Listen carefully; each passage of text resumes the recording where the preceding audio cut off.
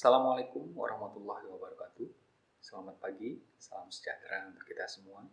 Teman-teman, semoga selalu sehat dimanapun kalian berada. Nah, kali ini di video pembelajaran untuk yang kedua kalinya, kita akan membahas mengenai gambar sketsa, gambar ilustrasi, gambar bentuk, dan gambar perspektif. Nah, apa itu gambar sketsa?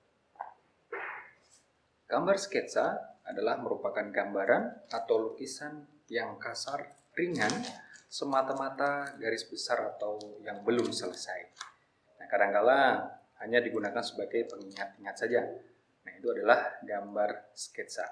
Gambar sketsa secara umum dikenal sebagai bagan atau rencana bagi sebuah lukisan.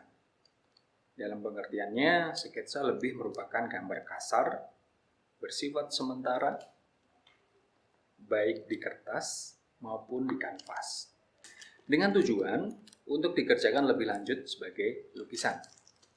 Apa manfaat sketsa? Sketsa itu adalah untuk memberikan gambaran tema, meminimalisir kesalahan, mempertajam pengamatan, meningkatkan kemampuan mengkoordinasi hasil pengamatan dan keterampilan tangan. Apa aturan membuat gambar sketsa? Ada beberapa aturan yang perlu diperhatikan dalam membuat gambar sketsa. Pertama, membuat kerangka gambar yang terdiri dari garis-garis vertikal, horizontal, diagonal, maupun garis melengkung secara tipis. Yang kedua, menggambar garis sekundernya, misalnya melukis kerangka kotak atau kubus dalam keadaan tipis. Dan ketiga, menebalkan garis-garis sketsa yang sudah benar. Ketebalan sesuai dengan karakter jenis garis yang diinginkan.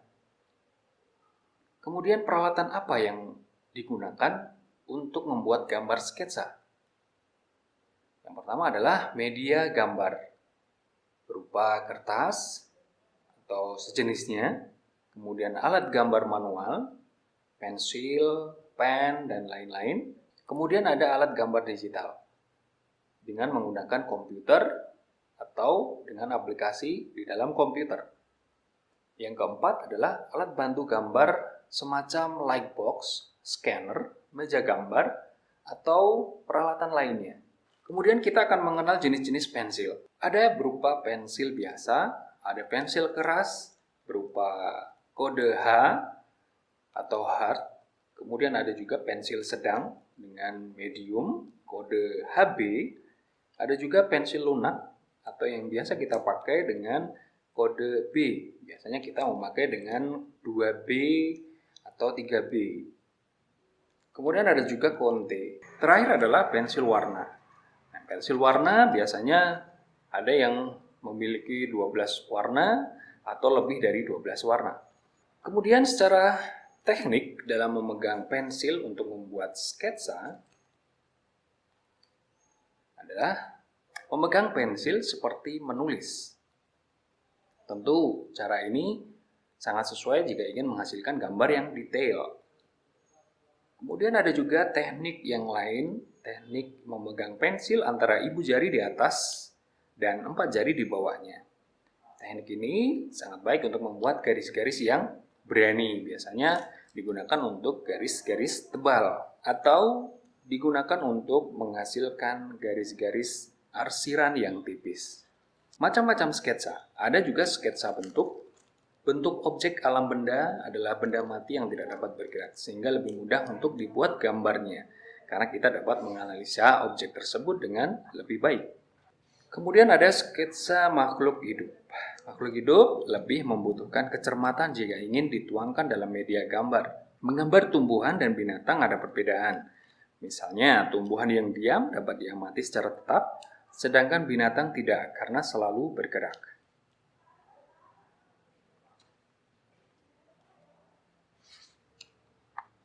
Sketsa suasana ramai. Tema sketsa ini lebih banyak dikaitkan dengan subjek yang diangkat dari penggarapan objek-objek outdoor, seperti kebun, ladang, perkampungan padat, keramaian kota, gedung-gedung, dan lain-lain. Ilustrasi ini berasal dari bahasa Latin illustrare, yang artinya penampakan, kemuliaan, cahaya, penerangan, dan penggambaran secara hidup-hidup. Ilustrasi merupakan seni membuat gambar yang berfungsi memperjelas dan menerangkan naskah. Bentuk ilustrasi.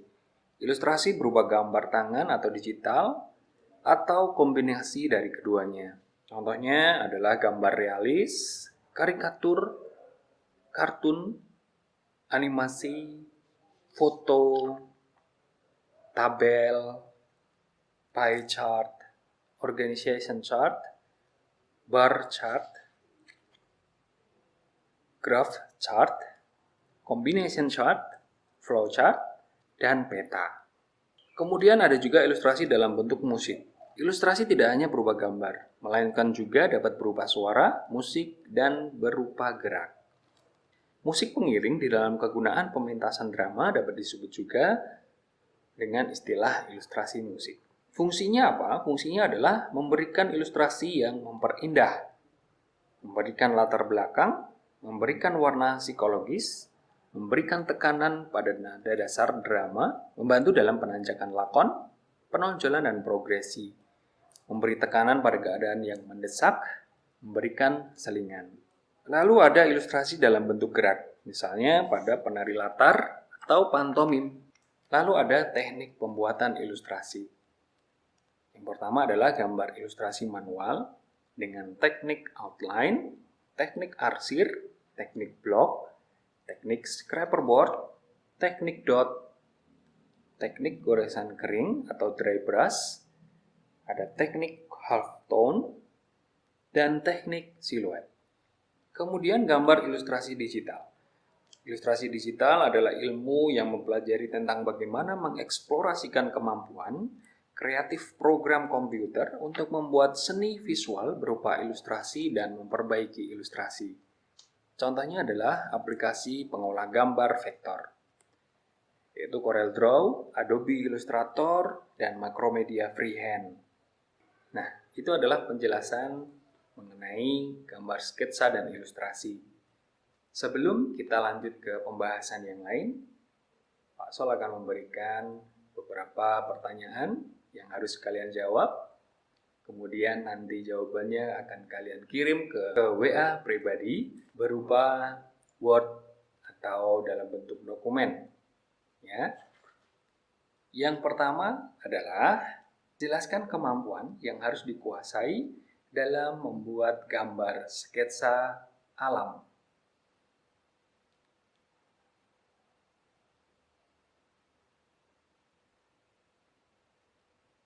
Yang kedua, jelaskan bentuk-bentuk teknik ilustrasi. Nah, silakan dijawab dan dibuat dalam bentuk dokumen, dikirimkan ke WA pribadi. Baiklah, kita akan lanjut ke pembahasan gambar bentuk dan gambar perspektif. Nah, gambar bentuk adalah gambar dengan meniru objek dan mengutamakan kemiripan rupa. Sehingga semakin mendekati kemiripan rupa, berarti gambar bentuk yang dibuat semakin sempurna. Objek gambar dapat berupa benda mati, flora fauna, manusia, atau alam benda. Menggambar bentuk atau alam benda berarti menggambar berdasarkan garis dan bentuk dasar geometris. Macam-macam bentuk. Ada bentuk kubistis yang dibuat dalam menyerupai kubus atau benda bentuk kubus. Bentuk silindris adalah benda yang bentuk dasarnya menyerupai silinder atau bulat. Dan bentuk bebas adalah benda yang bentuknya tidak beraturan atau yang tidak termasuk kubistis dan silindris.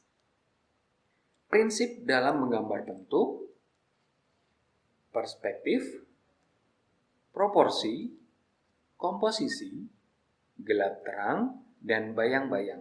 Perspektif merupakan prinsip atau kaidah yang penting dalam menggambar bentuk.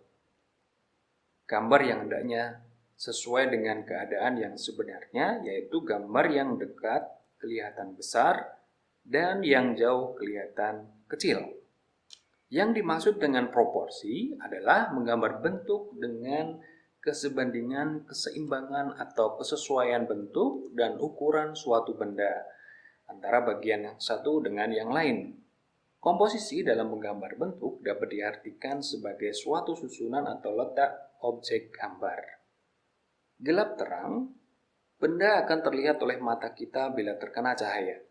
Bagian benda yang terkena cahaya akan tampak terang, sedangkan bagian benda yang tidak kena akan tampak gelap. Dalam menggambar bentuk, peranan bayang-bayang akan sangat menentukan untuk terciptanya kesan 3 dimensi. Teknik menggambar bentuk. Ada teknik linear yang merupakan cara menggambar objek dengan garis sebagai unsur yang paling menentukan.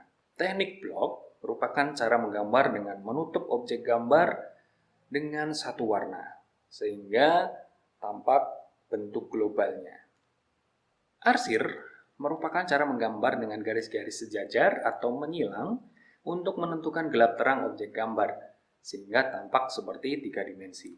Teknik Dussel merupakan cara menggambar yang penentuan gelap terang objek gambar menggunakan pensil gambar yang digoreskan dalam posisi miring. Teknik pointillis. Teknik ini dilakukan dengan menggunakan titik-titik sebanyak mungkin sehingga menampilkan sebuah bentuk yang diinginkan. Teknik akuarel merupakan cara menggambar dengan menggunakan cat air. Gambar perspektif.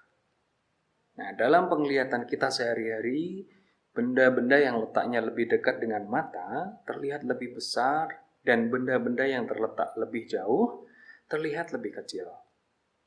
Perspektif berasal dari bahasa Italia prospettiva, yang berarti gambar pandangan atau sudut pandangan.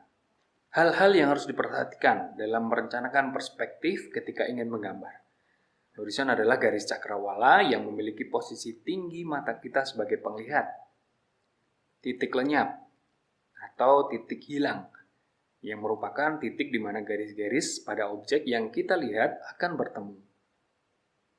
Garis vertikal akan menjadi pembanding untuk menentukan ketinggian dari objek yang berada dekat dengan mata dan yang jauh dari mata kita.